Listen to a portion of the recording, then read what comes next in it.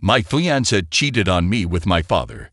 I, a man of 27, have been ensnared in this sordid web, alongside my betrothed, a woman of 26, whom we shall call A, and my sire, a man of 52, whom we shall refer to as D. My mother, aged 50, completes this familial portrait, and we shall address her as M. Like countless others who've been plunged into such unthinkable chaos, I never imagined this reality would become mine. Yet here I stand, struggling to fathom the depth of this treachery. While I've never ventured onto Reddit before, tales from TikTok led me here, seeking guidance from those who might have navigated similar storms. I've heard that context is crucial, so I'll attempt to unravel this tale with as much clarity as possible. It's been but a week, so if my narrative falters, I ask for your understanding. A and I crossed paths during her inaugural year at university. Our serendipitous meeting occurred within the walls of our dormitory, and from that shared space, our acquaintance blossomed. To our surprise, we discovered that our hometowns were mere miles apart, separated by just 2 municipalities. This proximity made the journey home effortless, with me often ferrying her back, adding but 20 minutes to my route. A trivial inconvenience. With each trip and the countless hours spent in each other's company at school, our bond deepened, eventually evolving into a romantic relationship. Our families, bound by their close-knit nature, were informed of our burgeoning relationship almost immediately. I met her kin during one of these homeward trips. Brief exchanges, polite introductions.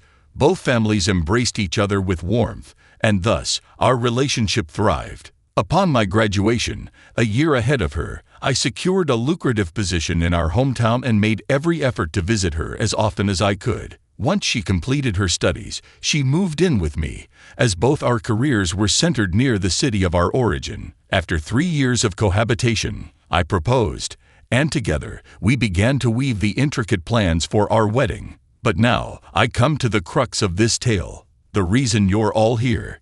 In hindsight, the signs were there, glaringly so, yet I dismissed them, believing my father's attentions were merely a reflection of his desire to welcome A into our family fold. He would often call her, and if I happened to be present, they would casually mention discussing some forthcoming family gathering. Once, while A was showering, her phone rang. The caller ID flashed my father's name. When I answered, his voice betrayed surprise, perhaps even a hint of annoyance, at finding me on the other end. He muttered something about needing to speak with A regarding my mother's impending birthday, a mere week away. I'd brushed it off then, but now I am consumed by the weight of my own ignorance, a fool for not recognizing the ominous undercurrents. The day of revelation began like any other. A, having her usual Thursday off, prepared breakfast for us. We exchanged a kiss before I left for work, her parting words wishing me a great day. Halfway through my commute, I realized I had forgotten some crucial documents for a meeting scheduled at 3 p.m. I decided to swing by home during my lunch break to retrieve them. A and I exchanged texts throughout the morning. Mundane topics like dinner plans and laundry. There seemed no need to inform her of my impending return home. As I pulled into the parking lot, I noticed a vehicle that bore a striking resemblance to my father's. Yet I paid it little mind, dismissing it as mere coincidence, and proceeded into our building. Upon opening the door, I was met with a scene ripped from the pages of a grotesque novel. A trail of discarded garments, both his and hers, snaked its way toward the bedroom, where faint, unmistakable sounds of passion seeped through the walls. I stood there, rooted in place, a maelstrom of rage, sorrow, and repulsion swirling within me. Time seemed to stretch, each second an eternity, as I grappled with the reality before me.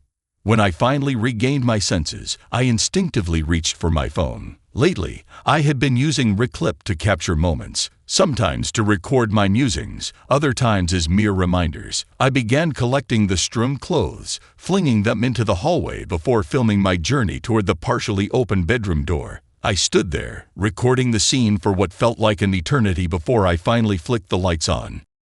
The reaction was instantaneous. My father and my betrothed, entwined in my bed, jolted awake, their faces contorted in shock. My father, realizing I was filming, descended into a panic, frantically trying to cover himself while imploring me to stop. He grabbed a towel, hastily wrapped it around his body, and approached me with desperation in his eyes. I warned him to keep his distance, but he ignored me, lunging for my phone. Without thinking, I lashed out, my fist connecting with his jaw, sending him crashing against the doorframe. A scream pierced the air, but I remained focused, the camera now trained on her. Concerned for him, yet nothing to say to your betrothed? I spat, my voice dripping with contempt. My father slowly regained his senses, and I addressed them both with a chilling calmness. I came here for work, to retrieve something. If either of you is still here when I return, this video will be in the hands of everyone you know. I stopped recording and turned to my father, delivering the final blow. You're dead to me. You're no longer my father. You might want to go home and speak with Mom because I'll be paying her a visit very soon. I retreated to my car, the weight of the situation pressing down on me like a ton of bricks. Minutes stretched into an eternity until one of my bosses called, inquiring about my whereabouts. I informed her I was on my way back.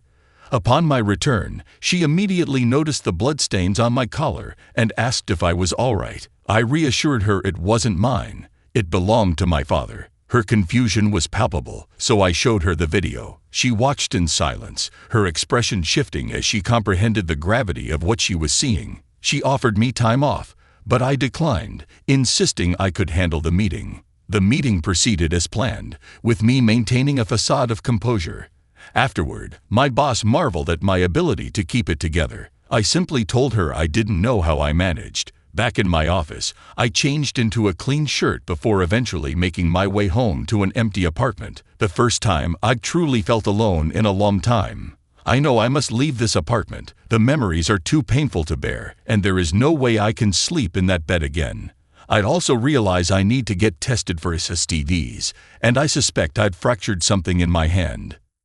That night, as I sat in the silence of my now empty apartment, the weight of what had transpired began to suffocate me. Each passing hour seemed longer than the last, with the stillness of the room only amplifying the chaos in my mind. Every object in the apartment felt like it held a memory, a time when things were simpler, when the world wasn't crumbling around me. But now, each of those memories was tainted, corrupted by the betrayal of those I had once held closest. I couldn't bring myself to sleep in our bed. The thought of it, knowing what had happened there, was unbearable. Instead, I collapsed onto the couch, my mind racing, replaying every detail of that day over and over again. How did it come to this? What signs did I miss? The questions were endless, each one a dagger digging deeper into my chest.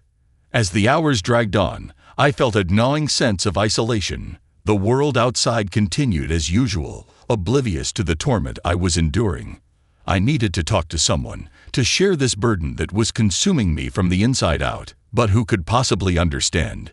Who would I even call? My thoughts turned to my mother. How would I even begin to explain this to her? The woman who had loved and trusted my father for decades. The idea of shattering her world, as mine had been shattered, was too much to bear. Yet, she deserved to know the truth, as painful as it would be. Morning came, bringing with it the harsh light of reality. I couldn't avoid this forever. The sooner I confronted my mother, the better. But how do you tell your own mother that her husband of so many years has betrayed her in such a vile way? There were no words that could soften that blow, no way to shield her from the pain that was inevitably coming. I decided to call her. My hands trembled as I dialed her number, my mind racing with thoughts of how this conversation would unfold. When she answered, her voice was warm, filled with the usual concern she had for her son. It made what I had to do even harder. "Mom, I need to talk to you about something serious," I began, trying to keep my voice steady. "What's wrong, sweetheart?" she asked, immediately sensing that something was off. There's no easy way to say this. My voice faltered, the weight of the words I was about to speak crushing me. "It's about Dad. I found out something yesterday. Something horrible." There was silence on the other end of the line, the kind of silence that comes when someone is bracing for impact. "What is it? What happened?" she finally asked, her voice tinged with worry. I took a deep breath, steeling myself for what was to come. "Mom, I came home yesterday and I found Dad with A. They were together, in our bed. The words hung in the air, heavy and oppressive, as I waited for her reaction. For a moment, there was nothing but silence. Then, I heard her gasp, a sound that tore through me. "No, no, that can't be true," she whispered, as if saying it out loud would make it real. "I'm so sorry, Mom," I said, my voice breaking. I didn't want to believe it either, but it's true. I saw it with my own eyes. The sound of her sobs on the other end of the line was almost more than I could bear. Here was the woman who had given me life, who had always been there for me, now crumbling under the weight of a betrayal so profound it defied comprehension. "I'm coming over," I said, desperate to be there for her, to do something, anything, to ease her pain. "No," she choked out between sobs. I need some time alone. I just can't deal with this right now." Her words cut deep, but I understood. She needed to process this in her own way, and I couldn't force her to let me in. "Okay, Mom, but please, if you need anything at all, just call me. I'll be here."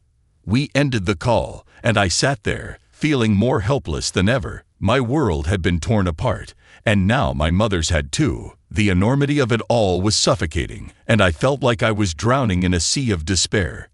I knew I couldn't stay in that apartment any longer. Every corner, every piece of furniture was a painful reminder of what I had lost. I had to get out, to find a place where I could begin to rebuild, to figure out what my life looked like now that everything I had known was gone.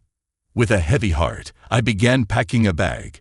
I didn't know where I was going, but anywhere was better than here. I just needed to escape, to put some distance between myself and the memories that haunted these walls. As I left the apartment, I took one last look around. This had been my home, my sanctuary, and now it was nothing but a shell of what it once was. I closed the door behind me, not knowing when, or if, I would ever return. The future was uncertain, but one thing was clear. The life I had known was over, and the road ahead was one I would have to walk alone.